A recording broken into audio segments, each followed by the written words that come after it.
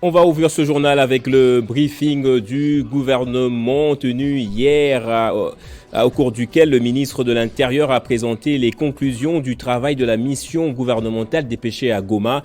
Patrick Mouyaya et Peter Kazadi ont par ailleurs affirmé que l'ordre de tirer sur les civils n'était pas venu de la hiérarchie, mais que les militaires avaient agi de leur propre chef et que cela peut être considéré comme un dérapage. Et un dérapage justement qui n'en est pas un selon les organisations de la société civile et l'opposition. À Kinshasa, un rassemblement sera organisé ce jeudi à 16h en mémoire de la cinquantaine de civils tués à Goma à la place des évolués baptisée à ce jour place de la commémoration du Génocide congolais. Et au Gabon, les autorités ont annoncé que le président déchu Ali Bongo est désormais libre de ses mouvements. Autrefois en résidence surveillée, l'ancien président vit paisiblement dans son pays et a même l'autorisation de pouvoir se rendre à l'étranger.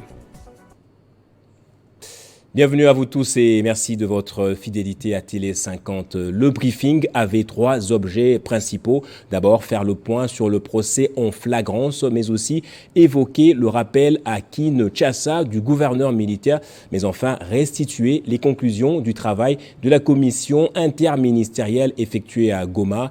Le porte-parole du gouvernement et les vice-premiers ministres, ministres de l'Intérieur ont affirmé que ce qui s'est passé à Goma était plutôt un incident et un dérapage et qu'aucun mot d'ordre n'a été donné pour tirer sur les civils. Le gouvernement a cependant revu à la hausse son bilan qui est passé à 51 morts. À travers les auditions des uns et des autres, différemment qu'on pourra véritablement être édifié, parce que la version que le vice-premier ministre vous donne, c'est les témoignages qui ont été recueillis suivant le premier rapport. Évidemment, les détails des circonstances qui vont arriver, ils pourront être donnés, mais je ne pense pas. Peut-être qu'il y a eu une erreur d'appréciation, parce qu'il y avait une difficulté, mais sachant, peut-être n'ayant pas tous les renseignements sur ce qui s'est caché derrière, dans les sièges de l'Église, n'ayant peut-être pas les intentions violentes étaient connues, elles étaient préméditées, il y avait lieu d'essayer de pallier à toute cette éventualité. Je ne pense pas qu'il y avait un ordre qui serait venu de quelque part, comme je tente de lire à gauche, à droite, qui dit qu'il fallait tirer sur la population. Non. Qui est donc responsable de ce dérapage, si tenté qu'il en soit un?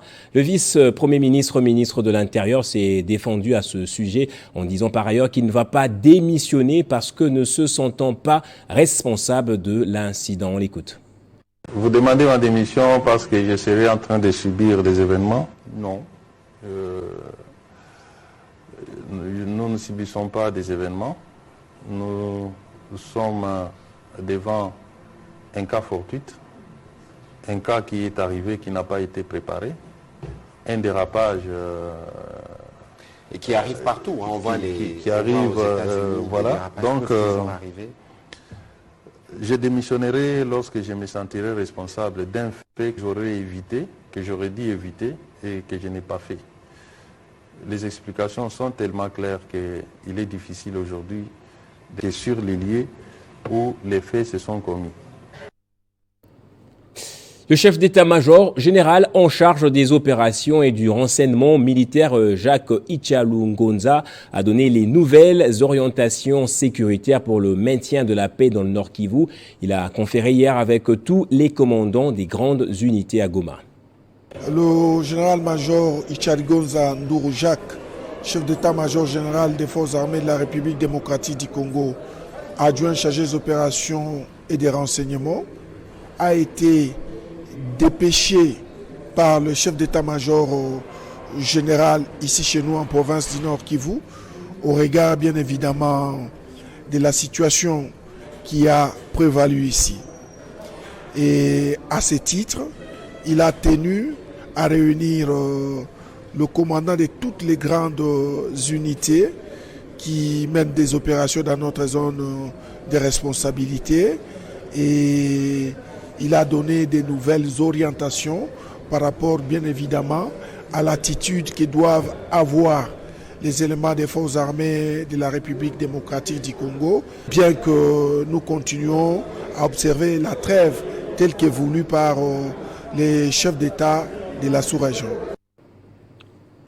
Et en marge du sommet africain sur le climat 2023, le Premier ministre Samalou Kondé a pris part à une réunion des États de l'EAC sur le mandat des forces de sécurité de l'organisation dans la province du Nord Kivu.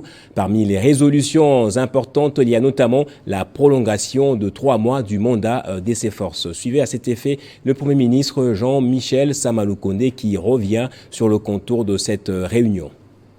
Je voudrais aussi mentionner qu'à cette occasion, nous avons eu l'occasion d'avoir à côté de ce sommet une rencontre au niveau de l'East African Community, la communauté des États de l'Est. Comme vous savez, nous discutons de la situation sécuritaire à l'Est de la République démocratique du Congo. Nous avons, mis en avant le besoin d'avoir un examen du rapport produit par nos ministres de la Défense, parce que c'est ça qui doit nous déterminer dans la suite, ainsi qu'un amendement que nous voulons avoir dans le SOFA en ce qui concerne les questions des mandats même des forces de l'EAC. Nous avons dit qu'en attendant que nous puissions avoir cet examen, nous prenions une disposition transitoire qui permette à ce que les opérations se poursuivent sur le terrain et jusqu'à ce que nous ayons pris la décision en toute responsabilité de la suite en tenant compte de ce que nous avons sur le terrain. Et donc, je voulais mentionner tout ce qu'a été le séjour ici. C'est l'heure maintenant de rentrer et bien sûr de faire rapport à celui qui m'a mandaté ici, son Excellence Félix-Antoine Tshisekedi Tshilombo, président de la République. Justement, le Premier ministre s'est exprimé depuis Nairobi. Et je le disais dans le sommaire, après le Génocost, c'est le carnage de Goma. La plateforme Pona Congo organise ce jeudi une soirée d'hommage à la place des évolués aux victimes de la répression du 30 août à Goma. Le thème retenu, plus jamais ça, à la tête de cette organisation, un député national de l'opposition, Ados Ndombassi. On écoute leur annonce. Les fils majeurs du pays demeurent dans l'indignation. Ce qui s'est passé le 30 août 2023 dans la province du Nord Kivu, plus précisément dans la ville de Goma, est ahurissant, est inacceptable et choquant. Le sang des victimes du carnage continue de clamer. Des familles démassacrées, vouées à eux-mêmes. Plus jamais ça. Ados Ndombassi et son groupe commémorent sous le thème « Plus jamais ça ». Des compatriotes qui marchaient pacifiquement pour revendiquer le départ de la MONUSCO ont été lâchement assassinés par l'armée congolaise. C'est inacceptable, intolérable que nos taxes, que nous payons pour acheter les armes, ces propres armes, nos propres armes, se sont retournées contre nous. Plus de 48 personnes ont perdu la vie. Réseau pour la Congo est un regroupement des Congolais qui aiment le Congo. Plus jamais ça en République démocratique du Congo. Il invite ainsi la population à s'y rendre massivement en vue de compassion patriotique. Nous vous invitons à venir nombreux ce jeudi 7 septembre à partir de 16h à la place du Génocost, ex-place des Évolués, pour commémorer la mémoire de nos frères et sœurs lâchement assassinés. Le départ de la MONUSCO fait encore polémique. Le gouvernement congolais a réitéré son désir pour un départ accéléré de la mission onusienne. Mais en interne, cela rencontre quelques résistances, notamment de la part de l'opposition qui a demandé des garanties de protection des civils en l'absence des casques bleus. Commentaire de Benjamin Moudiata. La controverse autour du départ de la MONUSCO continue. Le 1er septembre, le ministère des Affaires étrangères a, à travers une correspondance, demandé au président du Conseil de sécurité le départ accéléré de la mission onusienne en RDC. En réaction, la mission de l'Organisation des Nations Unies pour la stabilisation de la RDC a à nouveau affirmé être favorable à un départ. Mais à la fin de l'année, c'est-à-dire après les élections, son porte-parole adjointe, Ndeye Kadi, a signalé dans son dernier point de presse que les échanges ont eu lieu avec le gouvernement de la RDC et des modalités vont être définies d'un commun accord entre la RDC et les conseils de sécurité. Mais au sein de la classe politique congolaise, Surtout dans l'opposition, on émet une voix discordante. Le parti Ensemble pour la République du leader politique congolais Moïse Katumbi s'est exprimé par son secrétaire général. Pour lui, on ne peut souhaiter le départ de la MONUSCO que si on a de garanties des protections de populations civiles, là où la MONUSCO est encore présente. Ce dernier a pris l'exemple des Luturi et Nord Kivu, où les massacres par l'armée de près d'une soixantaine de civils a alimenté les inquiétudes. Des inquiétudes sont soulevées aussi par deux analystes et professeurs d'université, comme le célèbre Lembi Satini, cité par plusieurs médias, qui trouvent que demander au Conseil de sécurité d'autoriser le retrait de la MONUSCO en plein processus électoral relèverait d'un délit d'un caractère anxiogène d'un scrutin dans ces pays continents en proie à l'activisme de 246 groupes armés, tant locaux qu'étrangers. Et pour la mission onusienne, la situation en RDC constitue une menace de la paix et la sécurité internationale. Les travaux de renforcement des valeurs et des mesures anti-corruption au sein de la présidence de la RDC débutés lundi 4 se sont clôturés hier mercredi 6 septembre au Palais de la Nation. Ils ont été organisés sous le haut patronage du chef de l'État. Plusieurs mesures ont été soulevées. Le président Félix Tshisekedi est la première institution du pays. Ceux qui l'entourent, ses proches collaborateurs, doivent être des hommes et des femmes exemplaires, débarrassés de toute forme d'antivaleurs, notamment la corruption qui gangrène la société congolaise.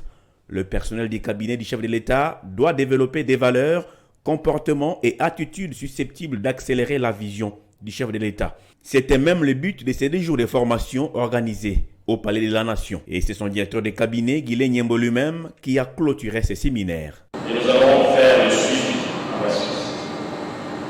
Vous savez que dans le cadre de la restructuration de ce cabinet, pour le rendre encore plus efficace, nous allons construire avec des actions pour permettre, comme je l'ai dit, à cette machine du président de la République de bien faire son travail de suivi et d'accompagnement. Organisée par la cellule d'innovation et d'échangement des mentalités et l'agence de prévention et de lutte contre la corruption, ces journées avaient donc un caractère pédagogique. Un des résultats, c'était l'élaboration d'un plan de corruption au niveau du cabinet de la République. Et l'exercice a été fait. Nous allons continuer encore à le faire avec les autres, on va dire, corporations, si on peut dire ça comme ça, ou d'autres tranches du cabinet. C'est-à-dire, prochainement, ça va être les conseillers de collège, et puis après, le personnel administratif du cabinet. Les satisfaits de participants.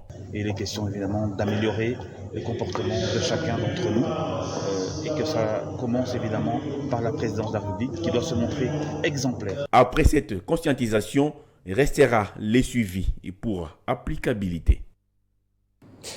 Les musulmans du monde entier se sont réunis depuis mercredi 6 en Irak, plus précisément à Karbala.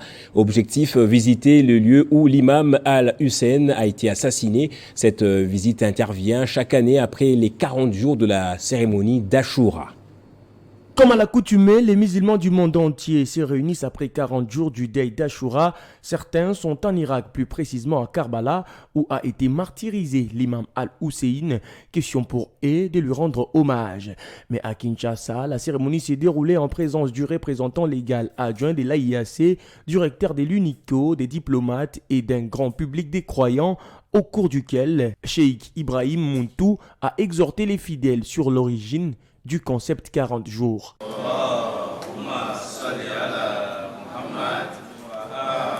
Juste après lui, Cheikh Suleiman Dangama a pour sa part tenu un discours fort dans lequel il a mis en exergue les leçons morales tirées de l'histoire de Karbala. Aujourd'hui, nous sommes là pour commémorer le 40e jour après le décès de l'imam Hussein qui se situe au moins une dizaine de siècles actuellement. Et l'imam Hussein qui est le petit-fils du prophète Mohammed sallallahu alayhi wa sallam qui a été assassiné à la plaine de Karbala en Irak. Nous pensons que cette mort tragique est un symbole de la lutte qu'il y a entre le bien et le mal, d'autant plus que son soulèvement ou sa sortie a été marqué ou bien a été motivé par la perversion qui avait élu domicile dans la communauté du prophète Mohammed juste après sa mort. Pour clôturer cette cérémonie en beauté, quelques poésies ont été récitées à l'honneur de l'imam Al-Hussein, suivies des chansons pour exprimer la compassion à l'égard des martyrs de Karbala.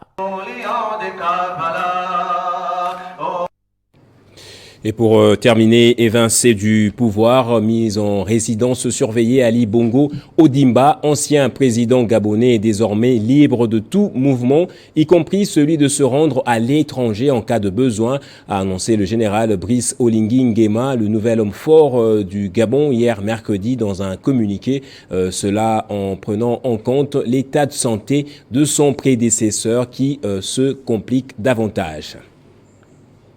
Place au rappel des titres à présent.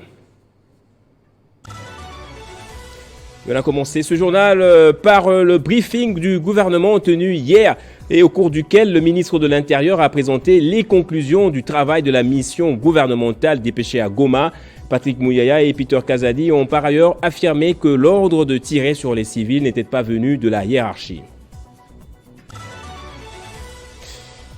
Et à Kinshasa, un rassemblement a été convoqué ce jeudi à 16h en mémoire de la cinquantaine de civils tués à Goma à la place des évolués, baptisée à ce jour place de la commémoration du Génocauste congolais, une organisation qui sera tenue justement par une plateforme appelée Pona Congo. Au Gabon, les autorités ont annoncé que le président déchu Ali Bongo est désormais libre de ses mouvements. Autrefois en résidence surveillée, l'ancien président vit paisiblement dans son pays et a même l'autorisation de pouvoir se rendre à l'étranger. Et on va rester ensemble cette fois pour essayer de lire les journaux avec Moïse Chamala.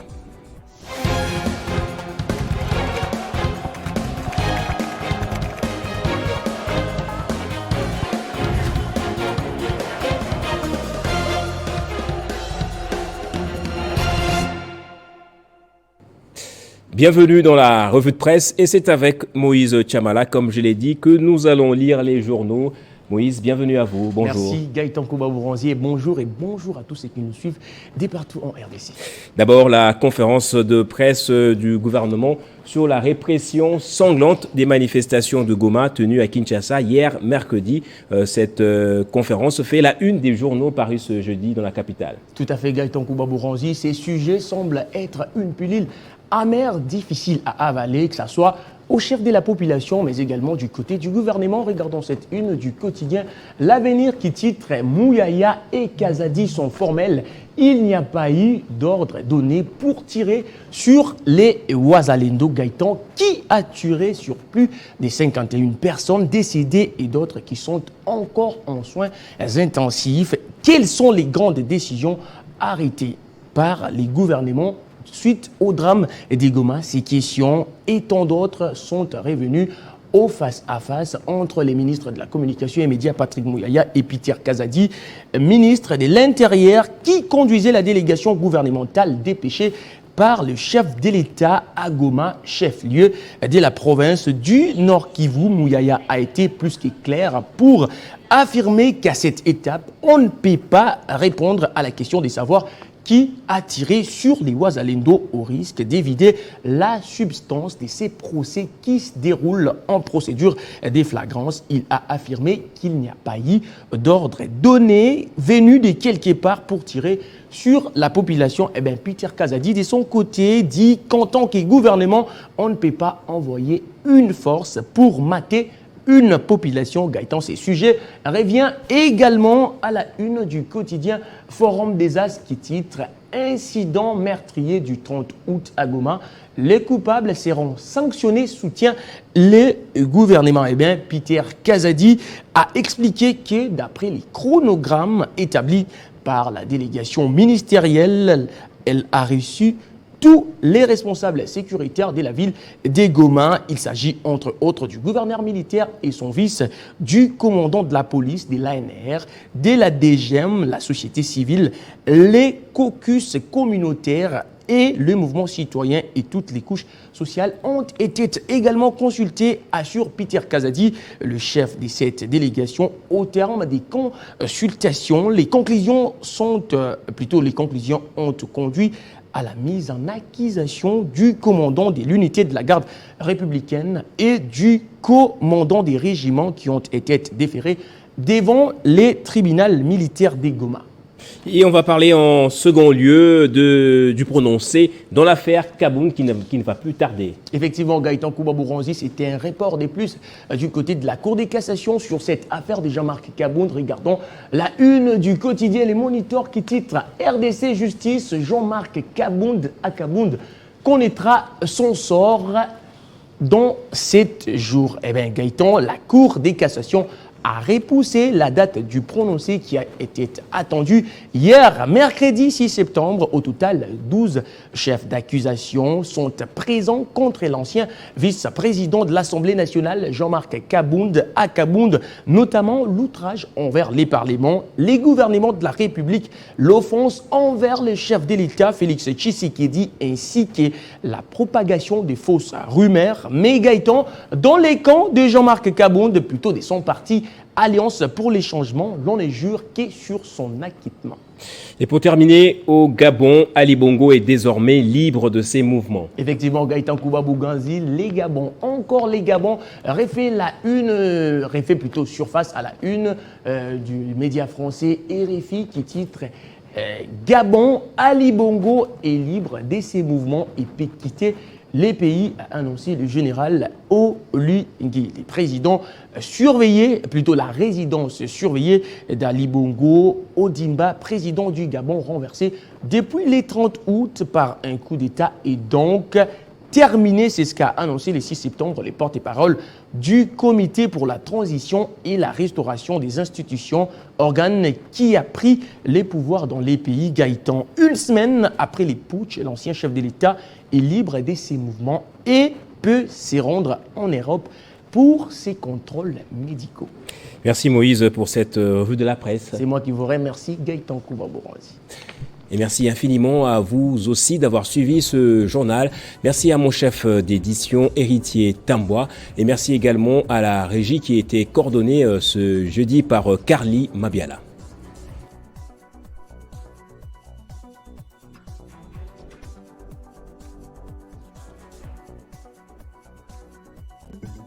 Retrouvez toute l'actualité en continu sur www.tele50.cd.